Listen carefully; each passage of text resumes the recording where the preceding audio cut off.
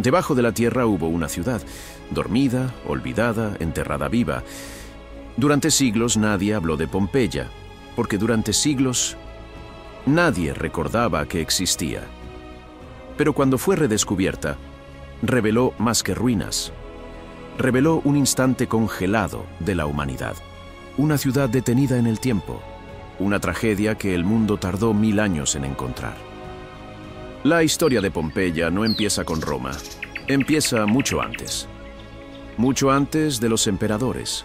Antes de los ejércitos imperiales. Era una colonia romana con un sistema político local diseñado a imagen del modelo republicano de Roma. Fue fundada en el siglo VII a.C.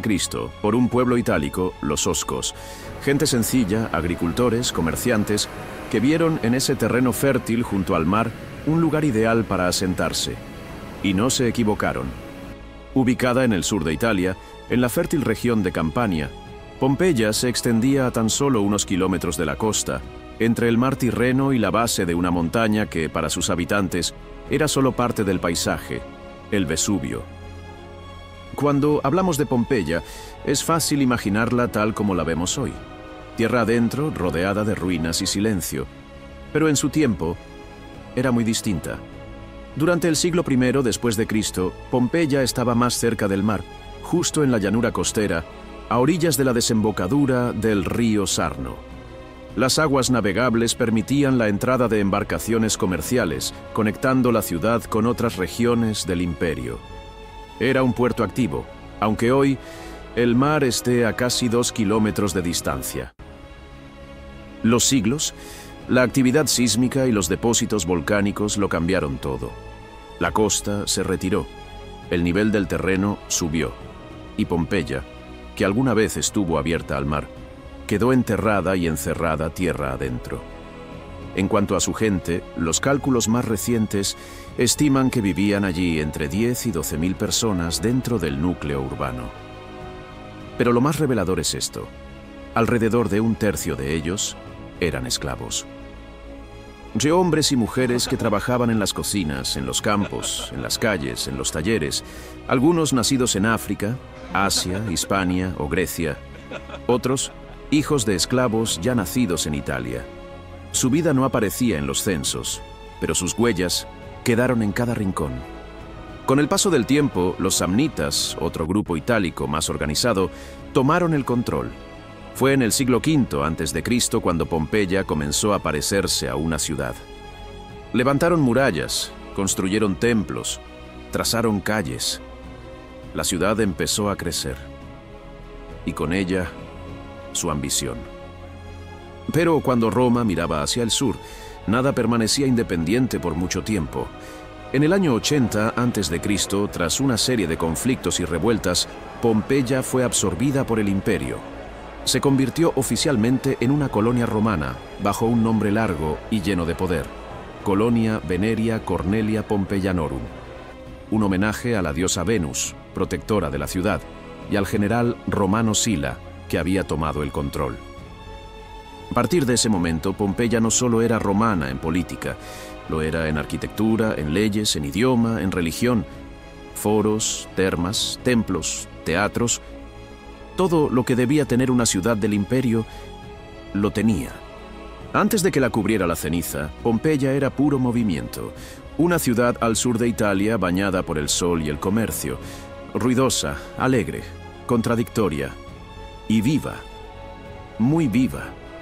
Las calles olían a pan recién horneado, a especias traídas del sur, a vino dulce, fermentado en ánforas de barro, y al aroma intenso y penetrante del garum, esa famosa salsa de pescado fermentado que los romanos amaban y que en Pompeya se producía y exportaba a todo el imperio.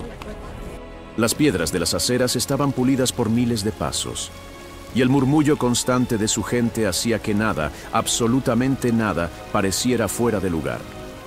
Había panaderías, tintorerías, tabernas, burdeles, casas de banquetes, y sí, había frescos explícitos hasta en las entradas de algunas villas. La moral romana era flexible. ¿Educación? Para los hijos de los ricos, claro. Tenían tutores, lecciones de retórica, literatura, filosofía. Pero en Pompeya, la verdadera educación estaba en la calle. Las mujeres no podían votar ni ocupar cargos públicos, pero eso no significa que no tuvieran poder. Algunas dirigían negocios, manejaban propiedades y dejaban su nombre grabado en muros y en la historia. Y es que en Pompeya los muros hablaban, literalmente. Hay más de 11.000 grafitis registrados, amorosos, obscenos, poéticos, políticos, un Twitter en piedra. La ciudad estaba viva de día y mucho más viva de noche. Todo esto pasaba con absoluta normalidad. Nadie imaginaba que esa montaña que veían al fondo, verde, serena, parte del paisaje, se estaba preparando para acabar con todo. Porque el Vesubio no estaba dormido, solo estaba esperando. El Vesubio no era el Vesubio como lo conocemos hoy. Para los habitantes de Pompeya, era solo una montaña más, verde, fértil, aparentemente inofensiva. Ni siquiera sabían que era un volcán. No lo llamaban así. El concepto mismo de volcán era vago, casi inexistente. ¿Cómo temer algo que no entiendes? Pero la montaña ya había comenzado a hablar, aunque nadie quería escucharla. El primer aviso llegó el 5 de febrero del año 62 después de Cristo. Un terremoto de gran magnitud sacudió Pompeya y las ciudades vecinas. Columnas cayeron, templos se agrietaron, estatuas se desplomaron. El anfiteatro fue dañado.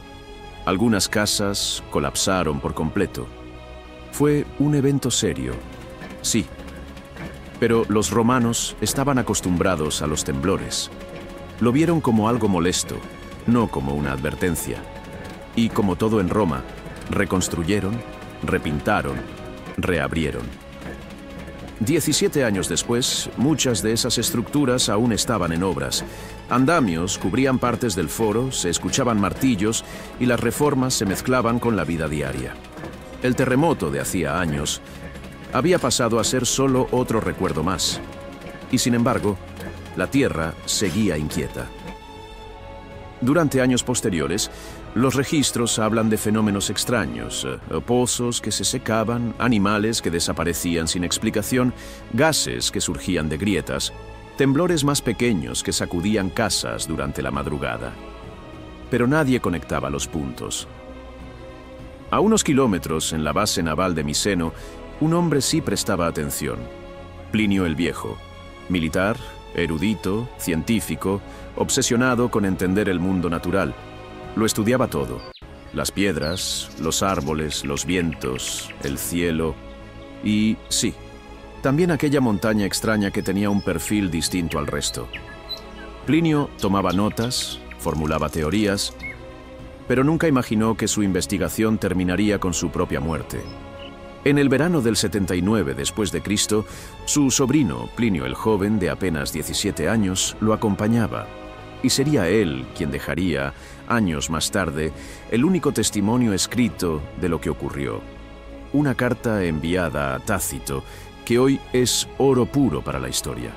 Mientras tanto, en Pompeya, la gente seguía con su vida. Vendían pan, organizaban banquetes, se bañaban en las termas. Algunos seguían reparando muros, otros levantaban nuevas casas. La tierra seguía vibrando. Pero ya nadie prestaba atención. Porque lo peligroso no era que el Vesubio rugiera. Lo verdaderamente peligroso era que seguía callado. Durante siglos se creyó que la erupción del Vesubio ocurrió el 24 de agosto del año 79 después de Cristo. Esa ha sido la fecha tradicional, repetida en libros, museos y crónicas. Pero la arqueología tiene algo más que decir. Hoy, muchos expertos apuntan a una nueva hipótesis: que la erupción no fue en agosto, sino en octubre, probablemente el 24 de octubre. ¿La razón? Evidencias encontradas en el lugar: restos de frutas otoñales, braseros encendidos y ropas más gruesas de lo esperado para una fecha veraniega. Los datos siguen en estudio. El debate no está cerrado, pero la fecha exacta ya no es lo más importante, porque más allá del día, lo que ocurrió en Pompeya fue, sin duda, el peor desastre natural que golpeó al mundo antiguo. Pero como ocurrió todo, fue un día cualquiera en que los mercados estaban llenos, se vendían aceitunas, pan, pescado. En las termas, el vapor se mezclaba con las voces. Otros, ya menos preocupados por el suelo, se preparaban para una tarde común. Espectáculos, banquetes, una visita al teatro quizás. Pero entonces ocurre. El Vesubio explota. No con un rugido, sino con una columna de fuego, piedra y ceniza que atraviesa el cielo a una velocidad imposible. Se eleva más de 30 kilómetros en el aire. Una nube negra, espesa, en forma de pino, como la describirá Plinio el Joven. Un árbol de muerte que no da sombra, solo oscuridad. La luz del sol desaparece en cuestión de minutos. El cielo se vuelve gris, luego negro. La tierra tiembla con fuerza y comienza a llover. Pero no es agua. Lo que cae es piedra pómez. Primero pequeñas, luego del tamaño de un puño. Livianas, pero contundentes. Y caen sin detenerse. En cuestión de horas, la ciudad queda cubierta por una capa de ceniza. La visibilidad se reduce. El aire se vuelve denso. Algunos intentan huir por las calles. Otros se atrincheran dentro de sus casas, convencidos de que resistirán si se encierran. Hay quienes escapan hacia el puerto, esperando que algún barco los saque de allí. Otros no se mueven. No entienden qué está pasando, porque nadie había visto algo así antes. Nadie estaba preparado. Mientras tanto, en Miseno, al otro lado del golfo, Plinio el Viejo ve la columna y decide actuar. Ordena preparar sus barcos para ir al rescate. No como militar, sino como naturalista. Quiere entender, quiere documentar lo que ve y también ayudar. Su sobrino, Plinio el Joven, decide quedarse atrás. Y gracias a eso, sobrevivirá para contarlo. Las horas pasan, y con ellas, el terror se hace físico. Los techos de las casas comienzan a ceder bajo el peso de las piedras volcánicas. Los muros se resquebrajan, la gente se esconde en bodegas, en termas, en sótanos. Pero el aire se vuelve tóxico. La ceniza caliente entra por cada rendija. A la medianoche, el silencio se rompe de nuevo.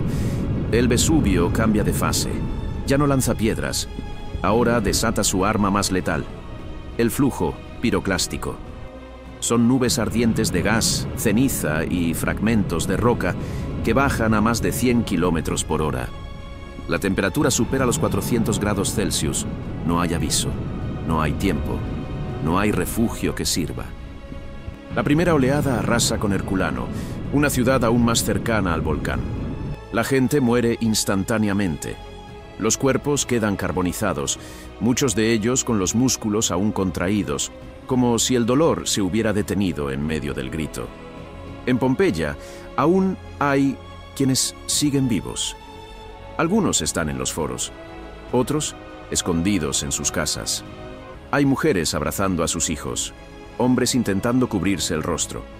Muchos mueren sin moverse, otros intentando escapar, pero todos mueren. Las siguientes oleadas lo cubren todo. La ciudad queda enterrada por completo, casas, templos, plazas, personas. Todo bajo una capa de ceniza y piedra. Todo detenido. Mientras la ciudad desaparece, Plinio el Viejo también cae. Su cuerpo será encontrado años después en la costa. No logró escapar. Tal vez murió por el gas, tal vez por un infarto. Nunca lo sabremos con certeza. Lo único claro es que murió haciendo preguntas. En los días siguientes, el desastre se extiende. Otras ciudades son sepultadas. Estavia, Oplontis. El paisaje cambia por completo, pero nadie va a excavar, nadie regresa a buscar. Pompeya queda olvidada, sepultada bajo más de 6 metros de ceniza volcánica, y con ella miles de historias, miles de nombres. Una ciudad entera, borrada del mapa. Cuando el Vesubio terminó, no hubo celebración, no hubo rescate, no hubo búsqueda. Solo un silencio denso que cubrió la región como una segunda capa de ceniza. En los días posteriores a la erupción, el imperio no envió equipos de rescate. No hubo mapas, no hubo misiones oficiales. Roma estaba demasiado lejos y demasiado ocupada con otros asuntos. Y lo cierto es que nadie sabía con claridad lo que había ocurrido.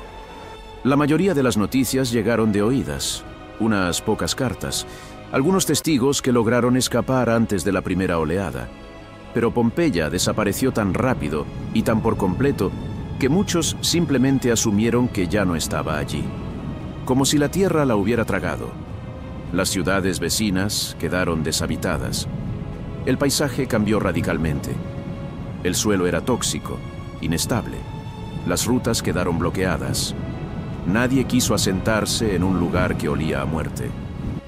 Durante décadas, se evitó hablar de la catástrofe.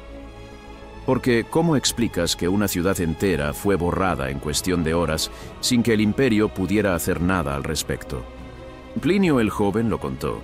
Escribió 2 cartas donde narraba con detalle lo ocurrido, pero sus palabras quedaron archivadas, sin imágenes, sin cuerpos, sin ruinas visibles. Era difícil imaginar que todo eso hubiera existido. Y así Pompeya cayó en el olvido. Literalmente, la vegetación cubrió el terreno, la tierra se endureció, las rutas desaparecieron, pasaron los siglos. Roma cayó. Cambiaron los imperios, las religiones, los mapas, y bajo 6 metros de ceniza, una ciudad seguía dormida. Hasta que en 1599 ocurrió algo inesperado. Durante unas obras hidráulicas en la zona de Sarno, el ingeniero Domenico Fontana abrió una zanja profunda, y allí lo imposible: frescos en paredes aún pintadas, estructuras intactas, pasajes subterráneos, incluso algunos restos humanos. Pero lo que encontró no fue celebrado, fue tapado, literalmente. Fontana volvió a cerrar la zanja. El contenido era demasiado incómodo: imágenes explícitas, restos humanos y un paisaje que no encajaba con el discurso moral de la época. Pompeya volvió a dormir. Y no fue hasta 1748, casi 150 años después, que se le volvió a poner nombre. Bajo el reinado de Carlos III de España, comenzaron las excavaciones sistemáticas. Al principio se pensó que era Estavia, luego Herculano. Pero con el tiempo, las piezas encajaron.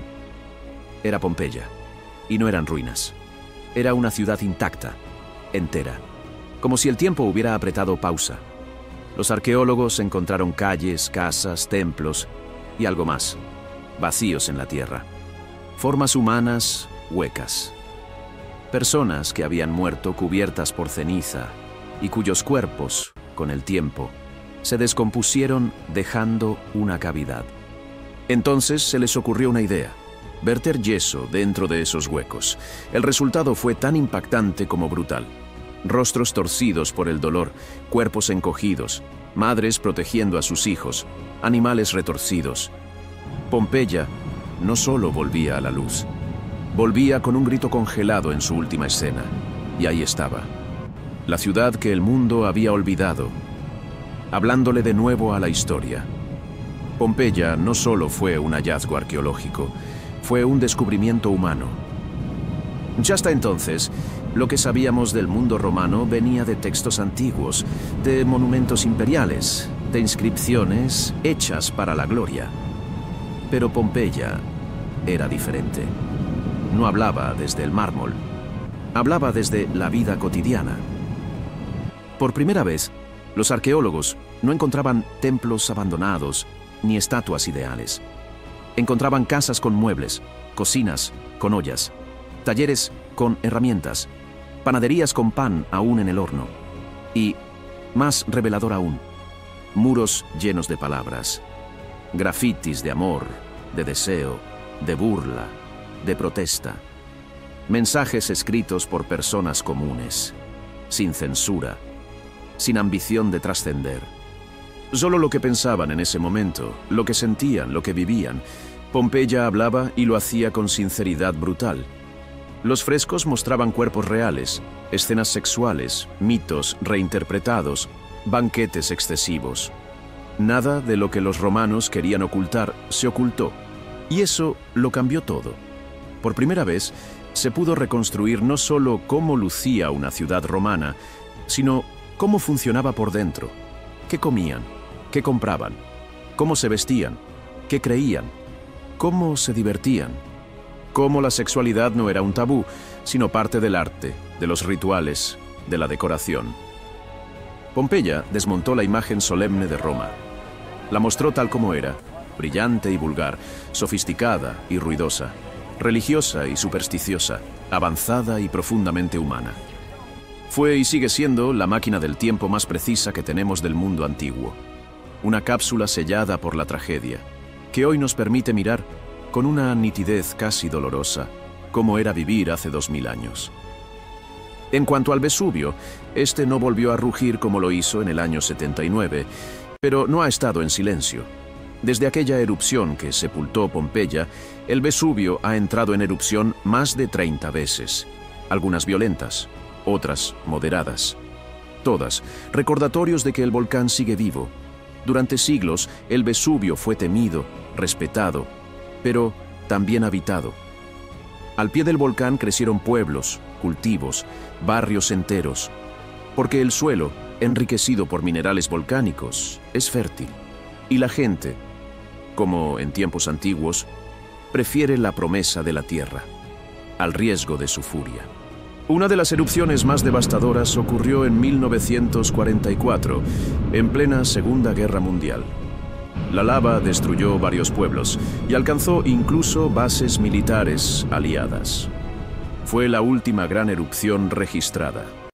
Desde entonces, el Vesubio ha estado en reposo, pero los geólogos no lo llaman dormido, lo llaman activo.